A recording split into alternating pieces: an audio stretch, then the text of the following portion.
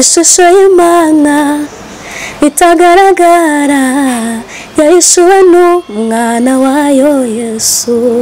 Ubundi ndakuze nkunda kuririmba, nkunda gusenga, ariko nkumva kuririmba, nkumva nyine kuba nafite amike nkaririmba, icyo kintu kindi mu maraso. Bari bafite gusohoka, numva nshishikariye kuzasohokana n'iyo korari irene, abantu bagenda bakomereka. Niwe soko nziza itazigera ikama,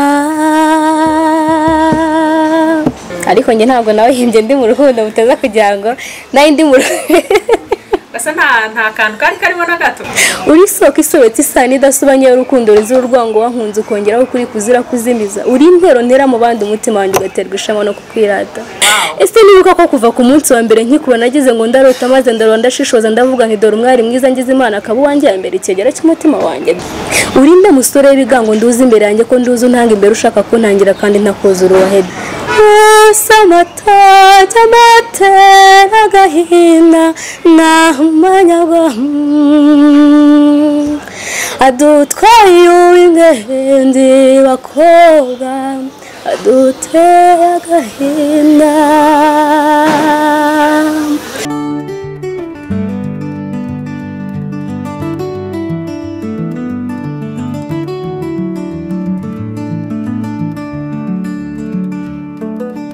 ndagusuhuje kandi nguhaye ikaze wowe ukurikiranye Lioness All Talent cyangwa se Lata. uri mu majyepfo, mu majyaruguru, iburasirazuba n'iburengerazuba, nguhaye ikaze hano cyane, ndetse nawe uri mu mujyi wa Kigali. tugenda dusanga hirya no hino kugira ngo zibashe kugira abandi zitera imbaraga, bikaba byiza, bikaba umwihariko iyo ari impano zijyanye n'igitsina gore. murabibona imbere yacu dufite umutumirwa, ni umwana mutoya ariko afite impano nyinshi zidasanzwe, namwe mugiye kwirebera, agiye kudusangiza ku bintu yifitemo byinshi kandi byiza. tumuhaye ikaze, ugiye kwinjira wibwira abadukurikiranye mu mpano zawe, mbese wivuge nk'umuhanzi.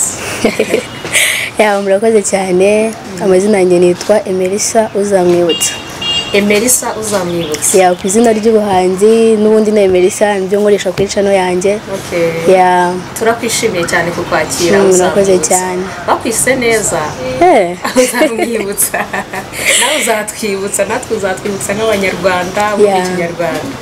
Yes, tuguhaye ikaze rero kuri iyi channel yacu. Nkuko twabivuze, iyi channel yacu yitwa Lioness All Talent, ikaba igenda yegera impano zigiye zitandukanye, impano izarizo zose, ariko bikaba umwihariko iyo ari igitsina gore, kuko Lioness bivuze n'ubundi intarekazi cyangwa se intare. Niyo mpamvu rero twishimira cyane kwakira abakobwa cyangwa se abagore.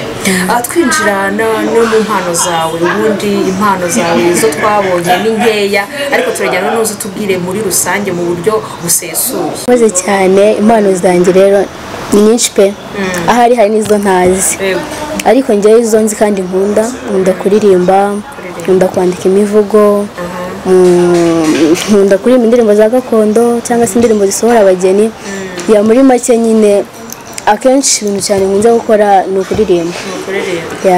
Ibintu bijyanye no kuririmba ubu wabitangiye nka ryari? Ibintu bijyanye no kuririmba nabitangiye kera, ko nakuze mba muri korali ariko z'abana, ariko nari ntaramenya cyangwa nsobanukirwe ko nifitemo impano. Nashoboraga guhimba nk'utuntu turi aho ngaho, nkahuza amagambo make make, ariko nari ntaramenya ko ari impano. Ngenda numvaga bishobora kuza ntazi aho biturutse, ariko ntazi ngo ni ibiki, ntarabisobanukirwa. So rero igihe cyaje kugera nagira kugenda musobanukirwa neza. Ntabwo turajya kure cyane, ubu ugiye gutangira nyine twinjiza mu karirimbo ako wumva kaje hafi, niba ari ako muri korali, niba ari kahi, mbese turirimbira ko wumva kakurimo ka hafi, twinjize mu kiganiro neza. Numva ari twinshi sunda. Ndikumva ari twinshi, ariko ndumva ndi no mu mwuka. Niba nshaka kuririmba indirimbo zihimbaza Imana, guhimbaza, kuramya, byose nta kibazo. Ishusho y'Imana itagaragara yahishuwe n'umwana wayo Yesu. Ubonye uwo mwana ababonye data.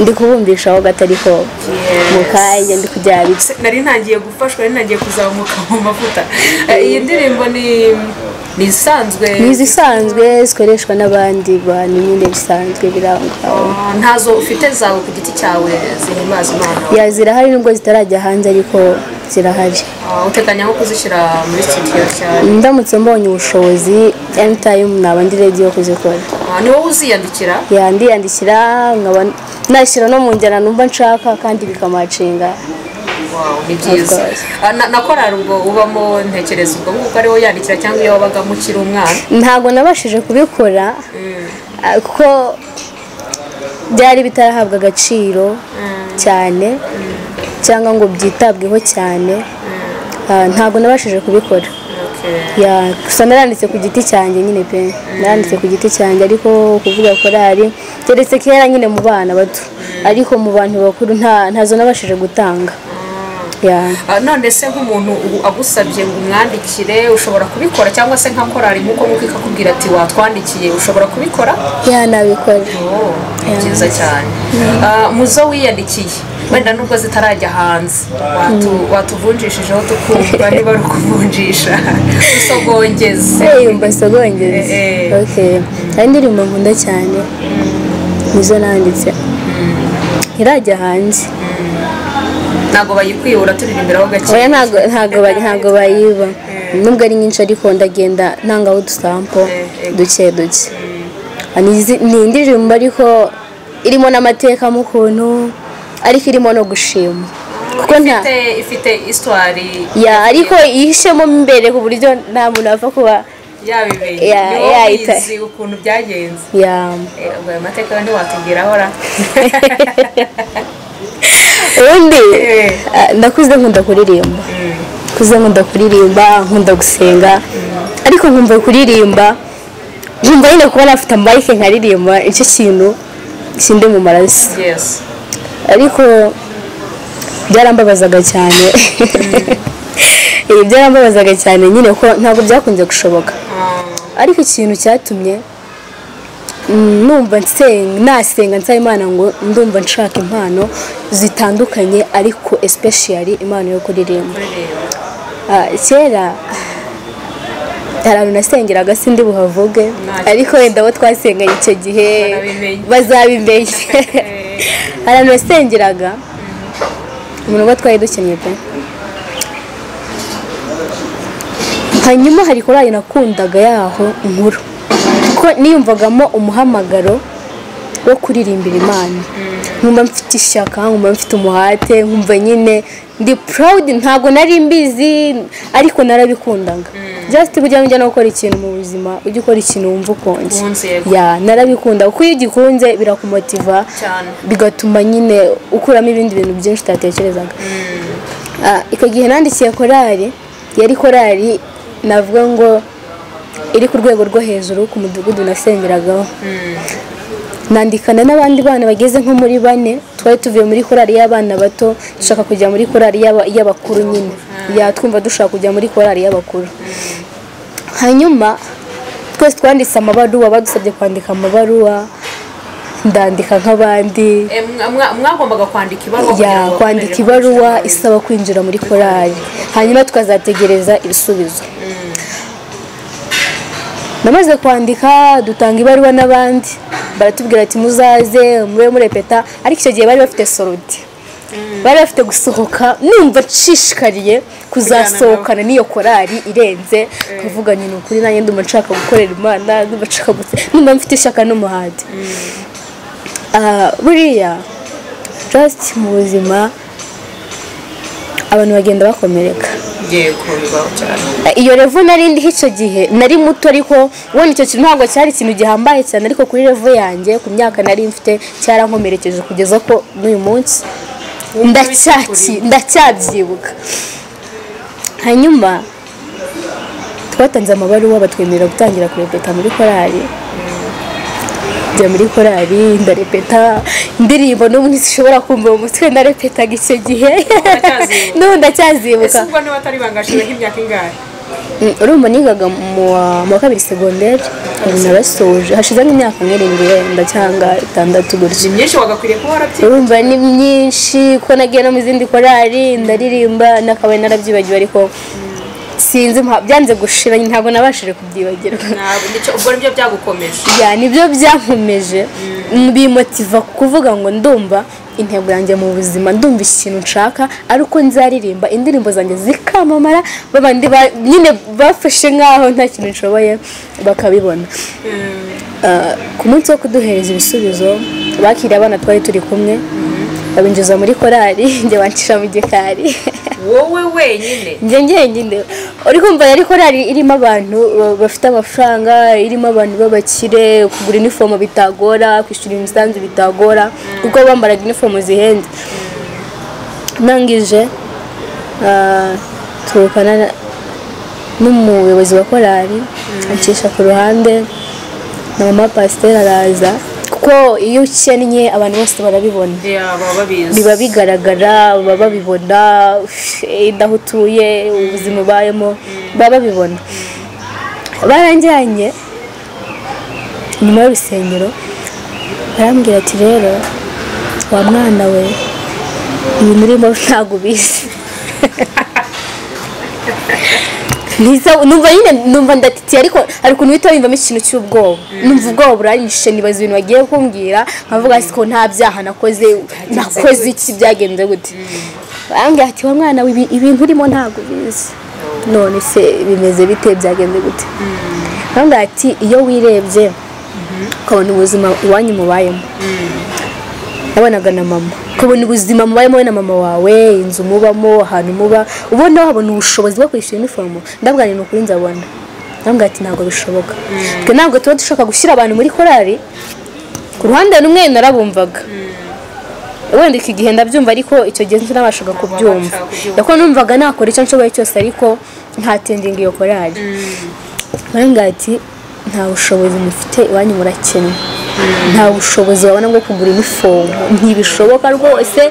icyo gihe korali yaburaga nk'icyumweru ngo isohoke, nari maze igihe ndepeta n'indirimbo sinasibaga, narabikundaga ku buryo narimbaga nyine nkumva ndi konsatire n'ibintu ndimo gukora, nkumva ndi fiyeri yabyo, nkumva mbega nk'Imana nyine iri kundeba uburyo ndi kwimba, nkumva nyine ndishimye cyane. narababaye cyane, wenda bwari ubuzima umuntu yari arimo ariko ntabwo ariyo nzira byari gucamo. natekereje ko atariyo nzira byari gucamo, ndababara.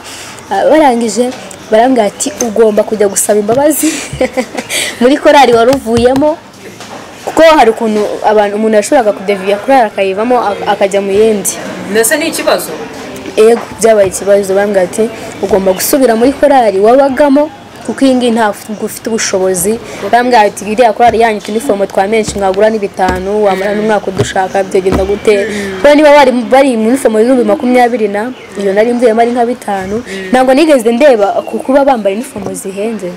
ngiye gusa nyine nabakundaga ngukunda indirimbo zabo, ngukunda ukuntu bahimbaza, nkumva nibyo biri kunkurura. ariko bahita bavuga ati ntabwo ubwo bushobozi ntabwo ufite. ubwo byabaye ngombwa ko nsubira muri ya korali, biba ngombwa ko nongera kwandika. wongere wandike nabo wandikire kandi? yego yayindi kuko nayivuyemo barabimenya ko nagiye. wandikira iyo wari waravuyemo? ndayandikira. presidente yari umumama, niwe wari utuyoboye ariko ugira igitsuri. naramukundaga cyane ariko nawe yagiraga igitsuri. kumfa tukanshyira hagati ya korali yose ukanga nyine kugushyiramo bakaguhata ibibazo. numva nyine binteye isoni, numva binteye ipfunwe. ni kuma ndangije naragiye hagati munoze muri korali, arandeba arangije azunguza umutwe aramaze ngo ariko ubundi wajyagahe? mbura icyo mvuga, nsaba imbabazi.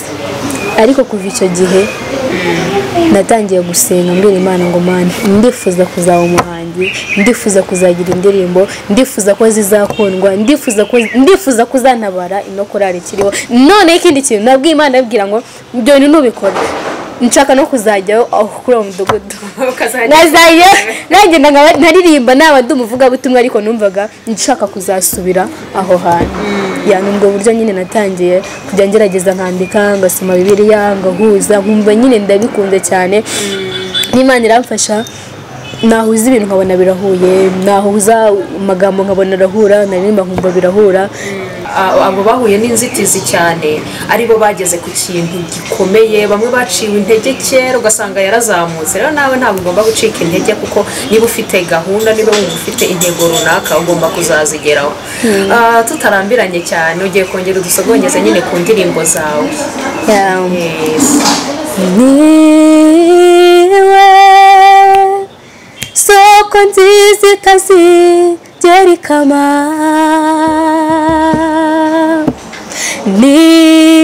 niwe mahoro meza atazigera ashira niwe soko nziza itazigera ikama niwe mahoro meza atazigera ashira uwo ni Yesu w'i Nazareti wamennye amaraso kugira ngo mbeho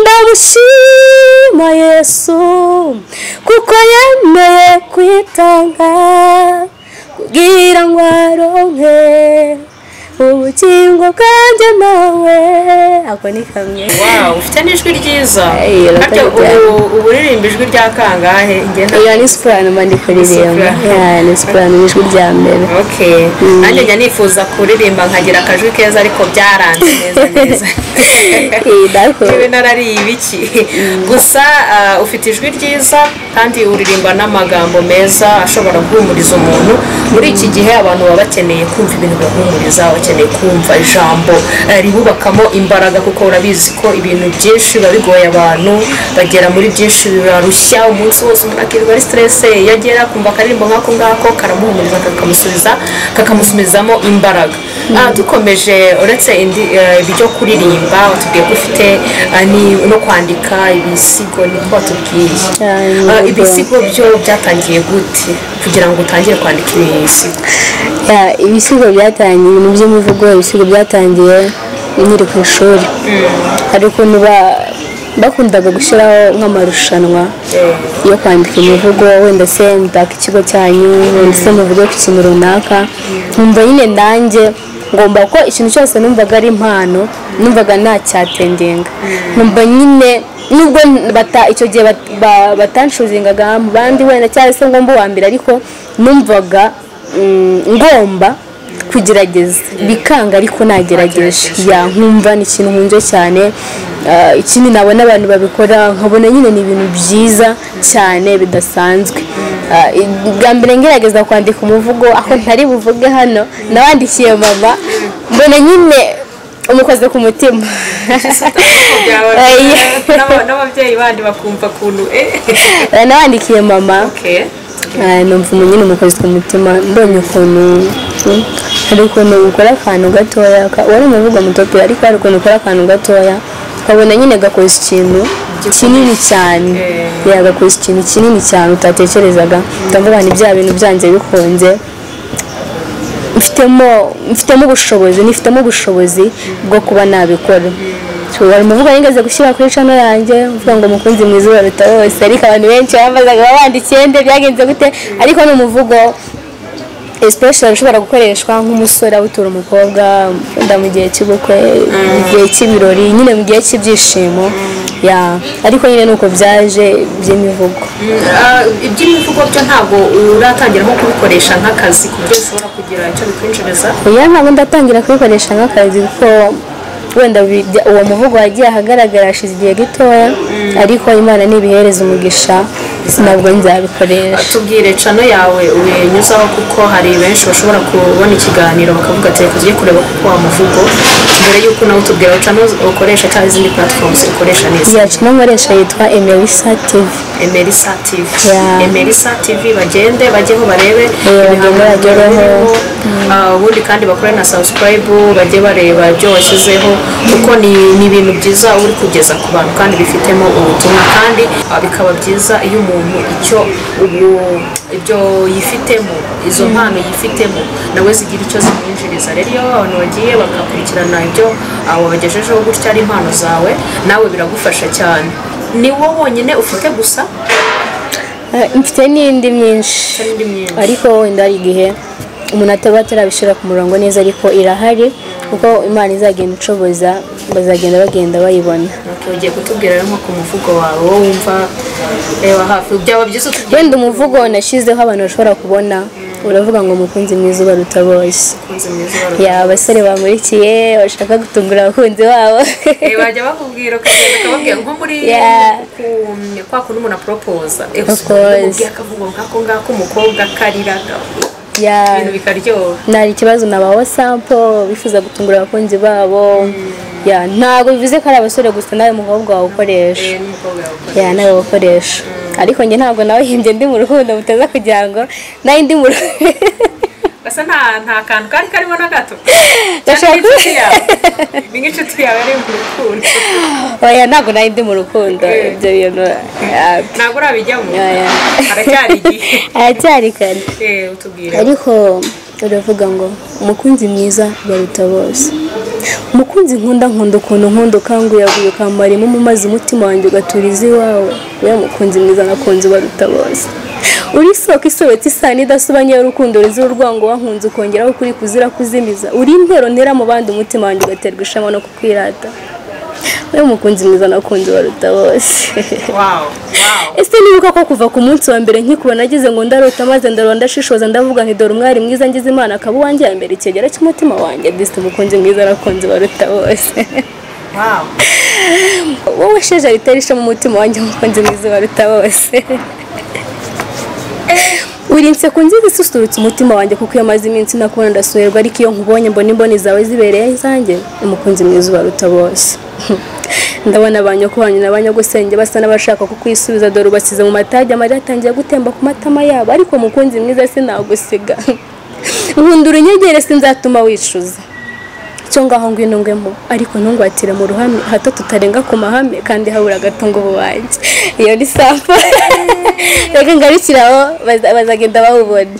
Nanjye nari ntagiye kwiyumvamo ko hari umuntu unkunda wambwira akantu nk'aka ko mbaruta bose. Ni byiza ni mwiza uyu muvugo ntekereza nko mu gihe cyo gusohora nk'umugeni ushobora kuwukoresha. Wawukoresha usohora umugeni wawe asize ba nyirasenge abakobwa bamushagaye baramushagaye.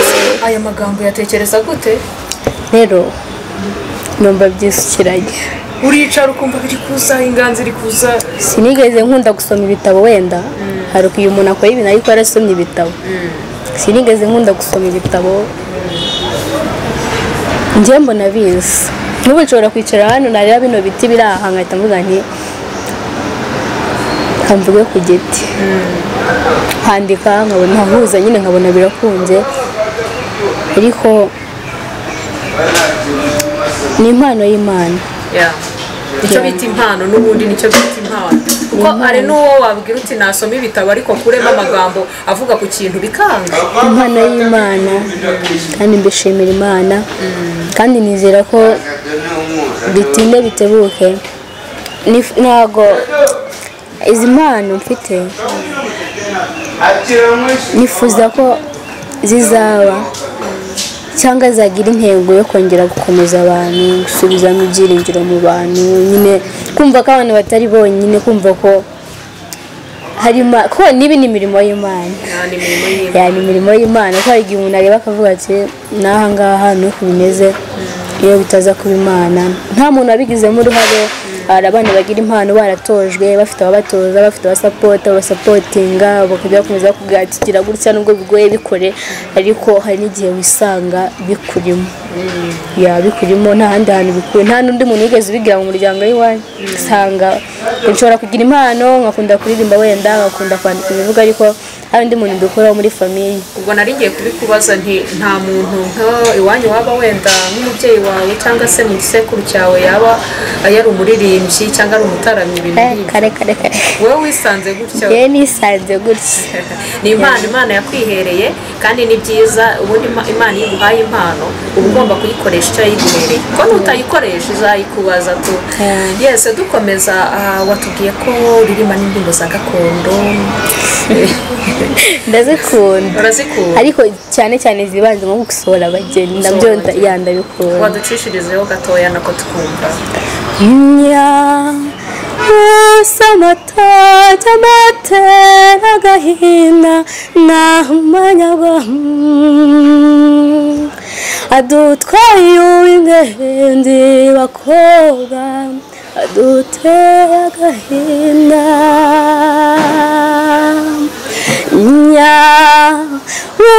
samata jamatera gahina namanyagwa adutera gahina. Yani sample. Yes, cyangwa se ngo jaraberewe dore umugeni mwiza tumusanganire jaraberewe dore inyamibwa mu bakobwa yambaye urugori. Yes, ni byiza cyane. None se ubwo ko ufite ijwi ryiza uririmba indirimbo n'ubundi abantu bakunda gukoresha ntabwo ujya gusohora nk'abageni nta bantu bajya bagushaka ngo ubasohorere abageni? Ntabwo biratangira wenda nigeze kubikoraho nabwo bwo yari ku nshuti yanjye ariko ntabwo biratangira ariko uko iminsi ishira wumva ko uzabikora rwose uzabikore kuko iyo mpano nyine ntugomba kuyitwikira ntugomba kuyizinzika ugomba kwireka ikazamuka kandi ikagera aho igera. Watubwiye YouTube channel ukoresha ariko ushobora kuba ufite izindi mbuga nkoranyambaga ukoreshaho abantu bashobora kugusangaho babona ibikorwa byawe cyangwa se bakubonaho kugira ngo bagutere wenda n'inkunga ntawamenya umuntu ashobora kuvuga ati ufite ijwi ryiza ngwino tujye muri studio ngwino unyandikire se ibintu nk'ibyo ngibyo nta handi bashobora kukubonera? Imbuga nkoresha YouTube na TikTok. Naho nitwe Melissa TV. Melissa TV kandi bashobora kubonaho nimero zawe. Ni byiza cyane.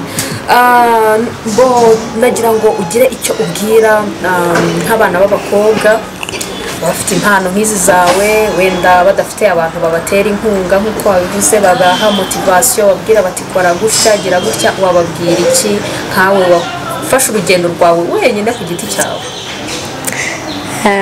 Abakobwa buriya cyangwa igitsina gore kirakomeye kuruta uko abandi bantu babitekereza cyangwa se babifata ariko turakomeye. Icyo nababwira cyo abakobwa bagenzi banjye n'abakobwa bakiri bato bari kubyiruka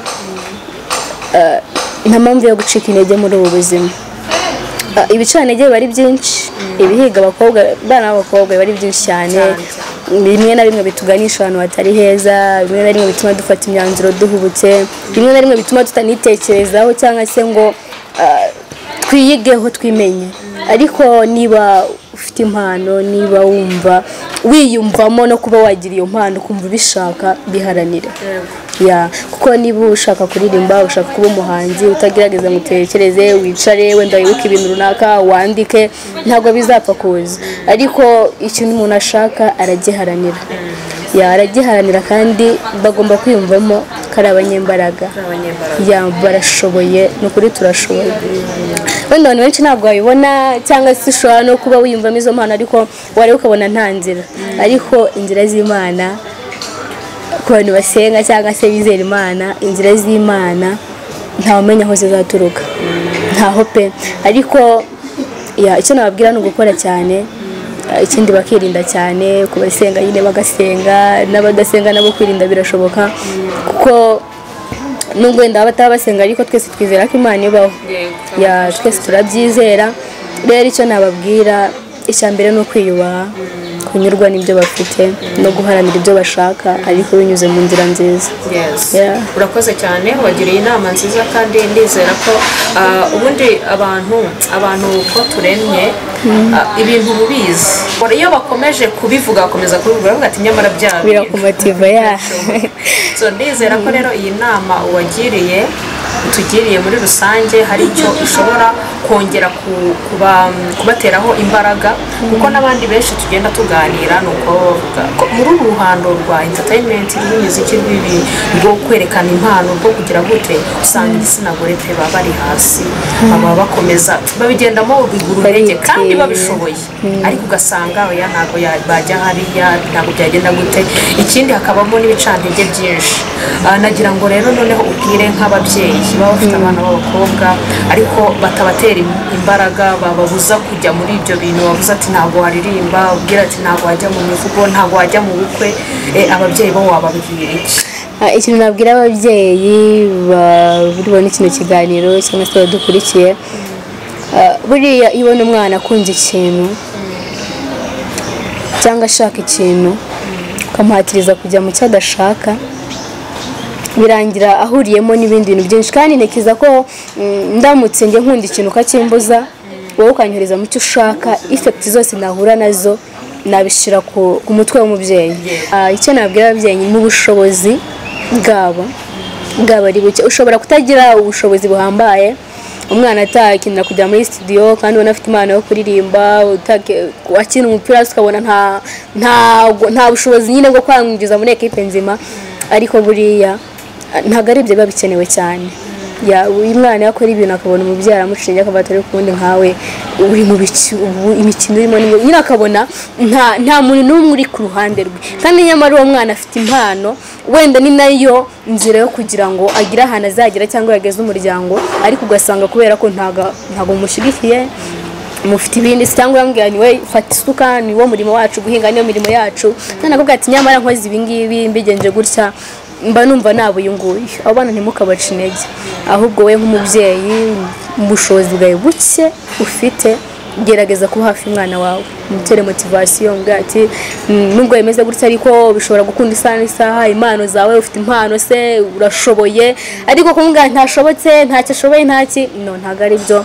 Ibyo bintu bishobora kugira ingaruka nini cyane ubuzima bw'abana bafite impano, ugasanga igihugu kigiye gihomba abana bafite impano se kubera ko baritinye cyane, bagize ubwoba cyane, babonye famille zitabishyigikiye nabo bacika intege.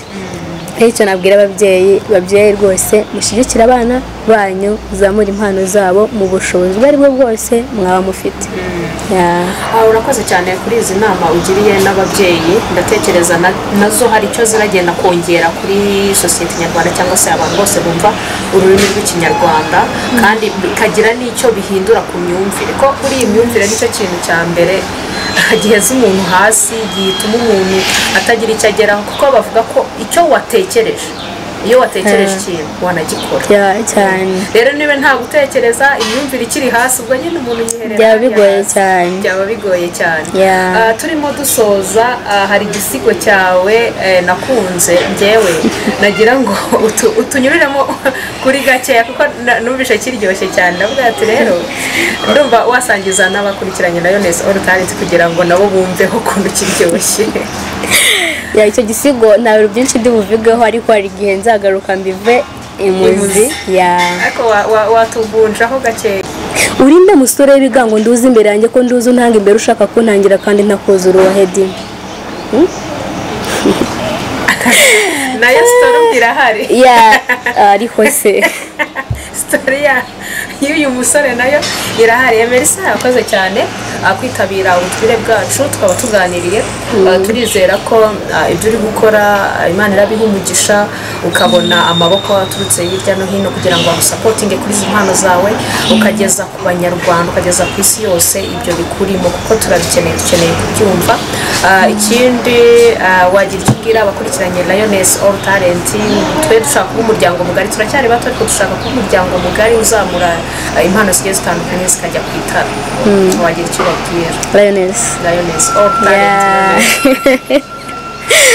niyo mpamvu navuze ngo abagore nyine turashoboye mwagize iki gitekerezo ni cyiza cyane kandi ntekereza ko imyaka igenda ishira muzagenda mubona umusaruro w'abana mwagiye mubasha kuganira nabo kandi nyine mukomeze mushyigikire impano ntizizazime mu banyarwanda n'abanyarwandakazi ntizizazime icyo nabwira cyo muri mu murongo mwiza muri mu murongo mwiza cyane mukomeze nyine mujye mbere mukureho n'ababandi bari iyo ngiyo inyuma batazi iyo biva niyo bijya babuze icyerekezo bifuza no kuba hari ahantu batangaza ibintu byabo ariko bakahabura bibaho cyane ko umwana ashobora kuba afite ibintu bimurimo ariko akabura aho abisohorera n'uwabisohoreraho ariko mukurikirane mumenye mushake muvumbure abana bashya bafite impano